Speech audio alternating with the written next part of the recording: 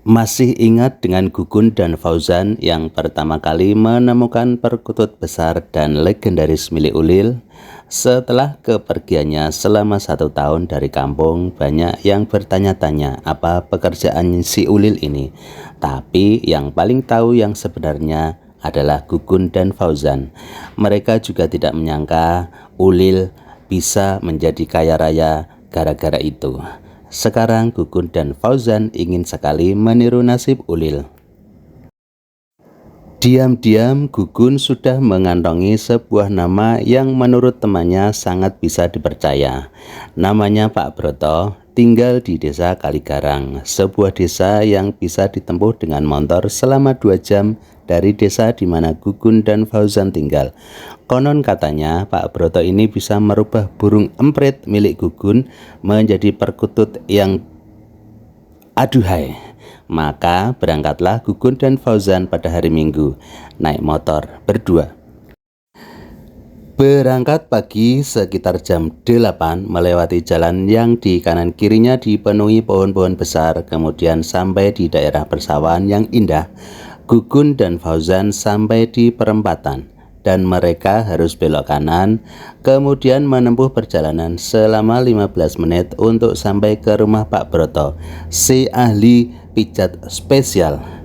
Betul sekali, di tepi jalan di depan rumah Pak Broto tertulis pijat Pak Broto. Gugun dan Fauzan beruntung karena belum ada tamu yang datang. Mereka langsung disambut Pak Broto dan Gugun dan Fauzan tidak menyangka sama sekali. Ternyata Pak Broto ini ganteng amir coy. Beliau ini lebih tampak seperti guru olahraga, mengenakan kaos hitam ketat sehingga tampaklah otot lengannya yang besar dan dadanya yang bidang. Sementara di bawahnya Pak Broto mengenakan celana training putih. Enak sekali dipandang. Selamat datang di rumah Pak Broto, kata Pak Broto ramah. Wajahnya dipenuhi senyum ramah. Fauzan sampai ngiler memperhatikan Pak Broto dari atas hingga ke bawah. Kalau lihat yang begini bisa-bisa datang lagi dan lagi, pikir Fauzan. Ia melihat Pak Broto mulai menyervis Gugun. Gugun berbaring di atas dipan beralas matras tipis dan dilapisi kain spray tipis pula. Warnanya agak kusam. Gugun cuma mengenakan sarung. Kemudian setelah anak itu merasa nyaman, tangan Pak Broto mulai bergerak pelan-pelan.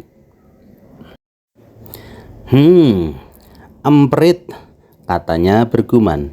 Ia memandang Fauzan yang duduk menunggu tak jauh dari situ. Kecil, katanya kepada Fauzan. Fauzan tertawa, Pak Broto tertawa, Gugun ikut tertawa. Makanya saya bawa kemari Pak, biar jadi perkutut, kata Gugun di tengah tawanya yang agak. Pak Broto mulai menyentuh, memijat, dan mengelus, dan meniup. Nah, pada bagian meniup ini agak aneh bagi Gugun serta Fauzan. Kok ditiup Pak? Gugun bertanya. Ya biar adem aja, jawab Pak Broto sekenanya. Setelah ditiup, diapain juga Pak? Tanya Gugun lagi. Kamu nanya? Jawaban Pak Broto ini membuat Gugun dan Fauzan tertawa terbahak-bahak. Pak Broto meneruskan pekerjaannya, pekerjaan yang sangat berat baginya, karena jujur ia baru melihat burung emprit sekecil ini. Untuk memeganginya saja agak susah, apalagi membuatnya menjadi perkutut. Sampai akhirnya Pak Broto melakukan hal yang juga dilakukan kepada pasien lain yang datang. Dan hal ini tentu saja yang sangat diinginkan Gugun serta Fauzan. Apa coba? Yang jelas Fauzan dan Gugun pernah melakukannya pada si Ulil, pemilik perkutut legendaris. Namun usaha terakhir itu juga tak membuahkan hasil. Ketika giliran Fauzan tiba untuk diterapi juga, betapa terkejutnya Pak Broto karena milik Fauzan ternyata lebih kecil lagi. Ketika Pak Broto membuka sangkar, beliau ini sampai melompat ke belakang sambil berkata, "Ya Tuhan, kok seperti piyek yang baru menetas," kata Pak Broto. Fauzan malu, karenanya ia segera bangkit dari dipan, tempat di mana ia berbaring tadi. Kalau yang ini diterapi bagaimanapun juga nggak bakal berubah, kata Pak Broto menahan tawa. Gugun tak sanggup menahan tawa. Ia segera keluar rumah dan meneruskan tawanya di luar. Sudahlah mas, nggak usah diperbesar, kata Pak Broto kepada Fauzan. Lebih lanjut, Pak Broto berkata bahwa di dunia ini ada hal-hal yang tak bisa kita rubah. Kita hanya bisa menerimanya. Fauzan dan Gugun pulang dengan menghadapi kenyataan bahwa burung emprit mereka tidak akan berubah menjadi perkutut legend seperti Ulil. Tapi sepertinya mereka belum puas dengan Pak Broto saja. Beberapa info dicari lagi. Setelah ke sana dan kemari, akhirnya mereka menyerah dan mulai menerima keadaan mereka sebagai pemilik burung emprit, bukan perkutut.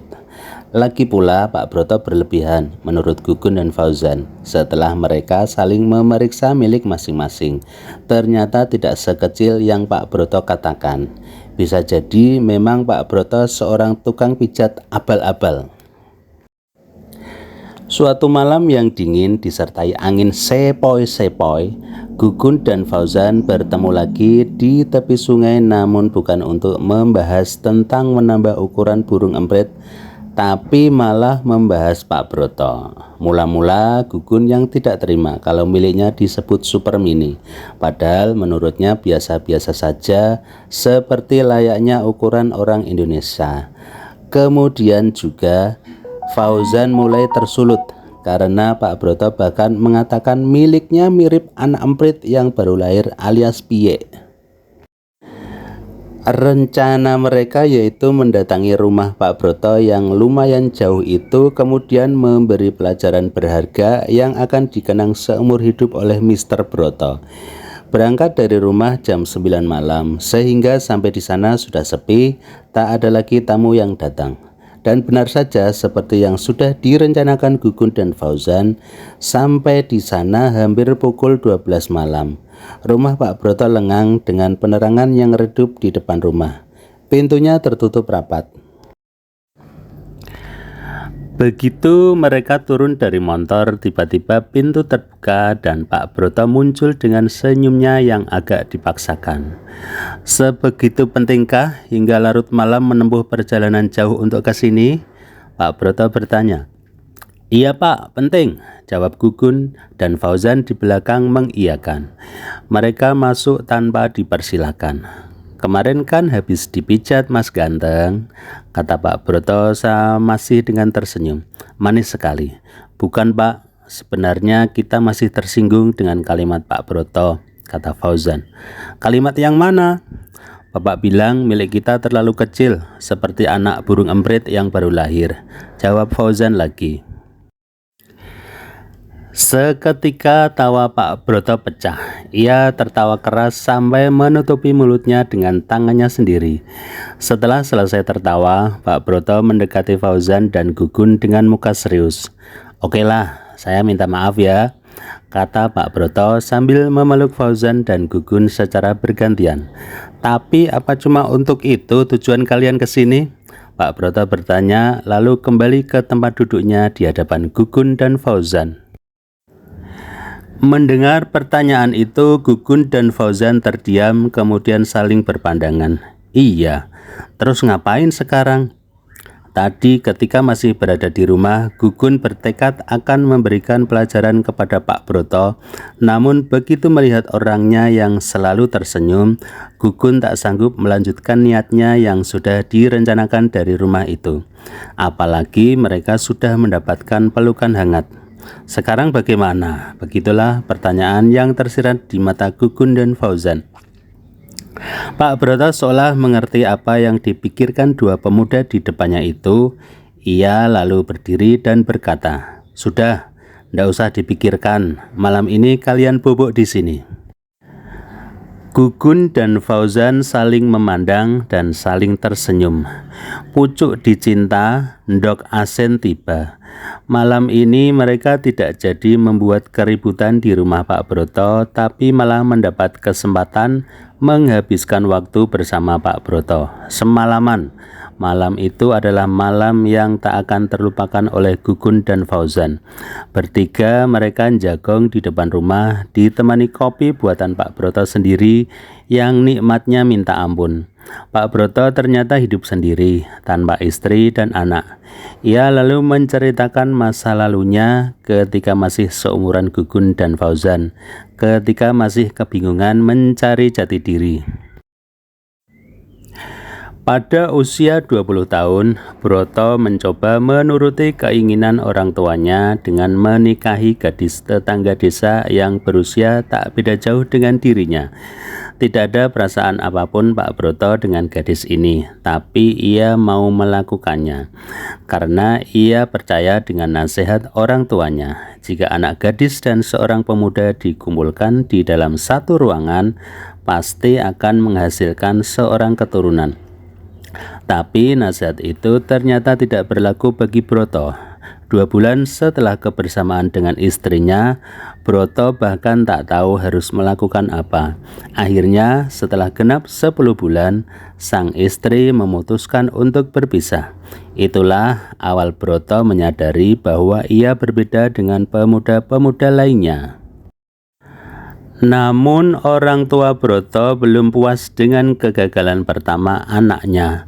Harus dicoba lagi, terlanjur malu dengan omongan tetangga.